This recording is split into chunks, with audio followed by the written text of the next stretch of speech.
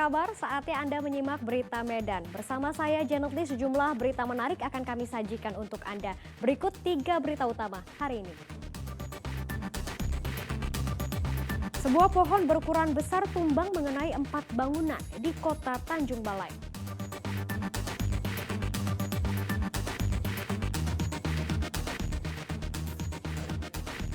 Direktorat Lalu Lintas Polda Sumatera Utara kembali melaksanakan olah TKP kecelakaan maut yang menewaskan 7 penumpang bus.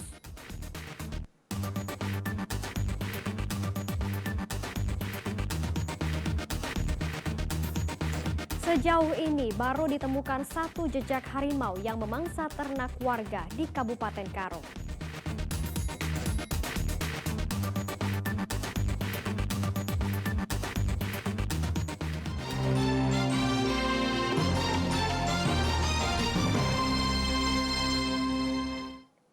Kita ke informasi yang pertama, sebuah pohon berukuran besar tumbang mengenai 4 bangunan serta mengakibatkan 3 warga luka-luka di jalan di Panjaitan, Kota Tanjung Balai.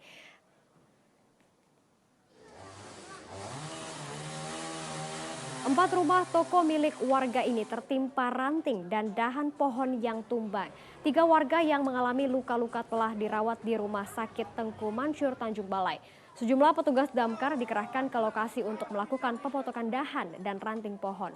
Selain menimpa bangunan rumah, pohon berukuran raksasa ini juga sempat menutupi akses jalan di Panjaitan.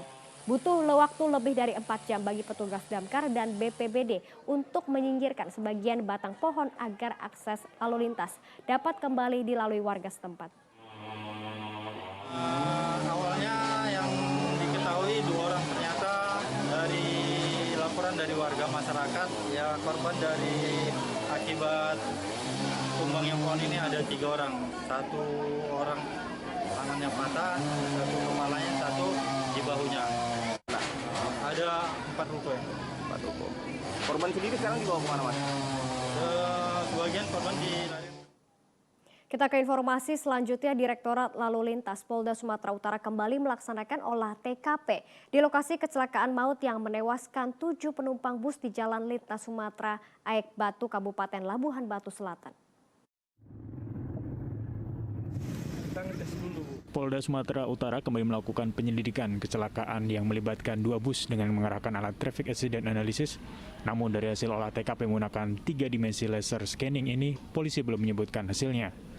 Termasuk soal kelayakan bus beroperasi dan indikasi kemungkinan pengemudi dalam pengaruh obat-obatan terlarang.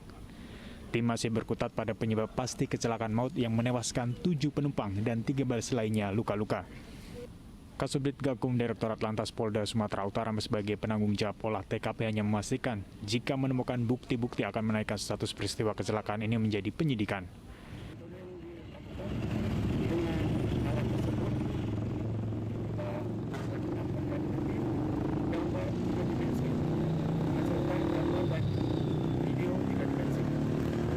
Pak, hasil analisa sementara Pak, apakah kedua bus layak untuk beroperasi Pak? Masih dalam proses penyelidikan laka lantas yang dilaksanakan oleh Satlantas Polres Labuhan Batu. Terkait dugaan apakah sopir ada pengaruh obat-obatan Pak? Masih proses dalam penyelidikan Satlantas Polres Labuhan Batu. Sebelumnya kecelakaan adu banteng melibatkan 2 bus terjadi di Jalan Lintas Sumatera Aek Batu, Desa Asam Jawa, Kecamatan Torgamba, Kabupaten Labuhan Batu Selatan pada Senin dini hari. Tuti Alawi Alubis melaporkan dari Kabupaten Labuhan Batu Selatan. Kita ke informasi berikutnya, pencurian kendaraan bermotor terjadi di Jalan Sultan Serdang, Kecamatan Tanjung Morawa, Kabupaten Deli Serdang. Sepeda motor milik karyawan minimarket yang terparkir digasak pelaku. Dari rekaman kamera pengawas terlihat pelaku melakukan pencurian dengan cara merusak kunci kontak sepeda motor menggunakan kunci letter T 20 Juni lalu. Kejadian berawal saat pemilik sepeda motor memarkirkan kendaraannya di depan minimarket. Korban lalu masuk ke dalam untuk bekerja. Tak lama kemudian pelaku mencuri sepeda motor milik korban. Dalam sepekan telah terjadi 2 kali pencurian sepeda motor milik karyawan minimarket di Kecamatan Tanjung Morawa. Korban telah membuat laporan ke polisi dan warga berharap polisi dapat segera menangkap para pelaku. Saya tuh kayak nengok di CCTV dalam gitu kan, nengok di monitor dalam, itu masih ada. Nengok sekilas masih ada kan. Udah gitu naruh uang lah, nemenin teman kepala tokonya masuk ke dalam untuk naruh uang ke brankas. Balik udah nggak ada, keluar udah nggak ada gitu. Karena memang kerja dia pun juga cepat gitu. Dari rekaman CCTV itu bagaimana pelaku itu mengambil sepeda motor itu? Gesit banget sih bro, gesit kali cara dia itu ya cepat gitu. Cara dia ngapain setengah itu cepat. Karena memang juga kesalahan saya sih nggak kunci.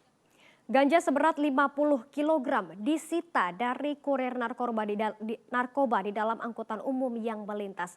Dari pengungkapan kasus ini, Polres Tebing Tinggi juga menangkap pembeli ganja siap edar. Kedua pelaku ini masing-masing adalah Usup warga Jalan Binjai, Kelurahan Mulyorejo, Kabupaten Deli Serdang, bertindak sebagai kurir, serta Ucok warga Bagan Dalam, Kecamatan Tanjung Tiram, Kabupaten Batubara, sebagai pembeli ganja kering siap edar. Penangkapan keduanya berawal saat petugas mendapat informasi ada kurir ganja seberat 50 kg melintas dengan menumpang angkutan umum dari arah Medan menuju Batubara melalui jalan tol. Setibanya di pintu tol Tebing Tinggi, petugas menghentikan angkutan umum yang dicurigai dan memeriksa angkutan umum tersebut. Petugas pun mendapatkan kurir beserta barang bukti ganja siap edar pada 8 Juni 2022 lalu. Dua tersangka atas nama inisialnya S dan U di pintu gerbang tol Tebing Tinggi.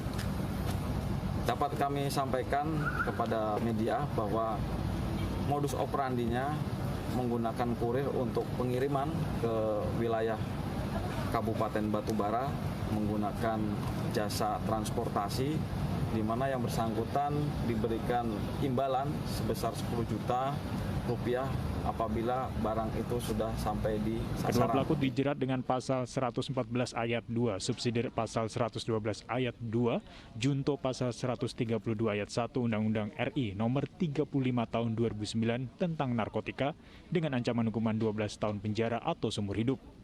Muhammad Hamdani melaporkan dari Kota Tebing Tinggi. Dua pegawai toko roti di Kota Tebing Tinggi menjadi korban razia polisi gadungan. Akibatnya uang belasan juta rupiah milik korban raib dibawa polisi gadungan.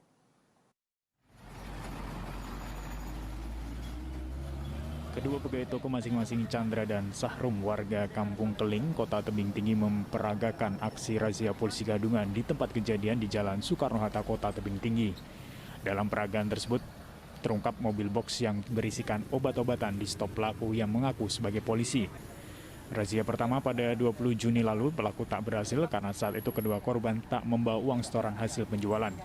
Dalam aksi keduanya, pelaku yang menggunakan sepeda motor melarikan uang korban sebanyak 13 juta rupiah, dompet, serta surat izin mengemudi korban. Karena curiga pelaku polisi gadungan, korban akhirnya membuat laporan ke polisi. Ketika di daerah ini di stop tuh sama satu orang yang perawakannya seperti polisi, berpakaian seperti polisi, kemudian dia surat-surat, sempat diperiksa barang bawaan, obat-obatan diperiksa, sapi juga diperiksa, cuma dibilang bapak sendiri aja yang periksa. Setelah itu kami dikasih jalan. Kemudian tadi waktu pulang, tadi kan saya ada ngantar yang Kuala Tanjung semalam jadi diantar. Waktu pulang tadi stop lagi gitu, stop lagi. Saya bilang juga sama dia, bapak kan semalam kan kami udah di stop pak, saya bilang gitu kan. Kemudian ya ada yang lagi dicurigai dengan motor yang seperti ini katanya. Apa yang diambil? Jadi yang diambil itu dompet saya, isinya itu ada beberapa bon, kemudian SIM saya, kemudian sama uang setoran penjualan hari itu ada 13 juta sekian. Kepala SPKT Polres Tebing Tinggi membenarkan adanya laporan korban di razia polisi gadungan hingga mengalami kerugian belasan juta rupiah. Kejadian hari ini, ya adanya kasus pencurian dengan mengatasnamakan kepolisian. Gimana kejadiannya Pak ceritanya? Iya, kejadiannya semalam sore jam 6, bapak ini sebagai supir sama keneknya dicegat oleh seseorang yang menyaru sebagai petugas kepolisian. Dan tadi pagi jam 10, beliau juga dicegat oleh orangnya yang bersamaan dan mengatasnamakan kepolisian. Polisi mengimbau warga untuk tidak meladeni razia yang diduga tidak resmi agar tidak menjadi korban oleh orang yang mengaku sebagai polisi. Muhammad Hamdani melaporkan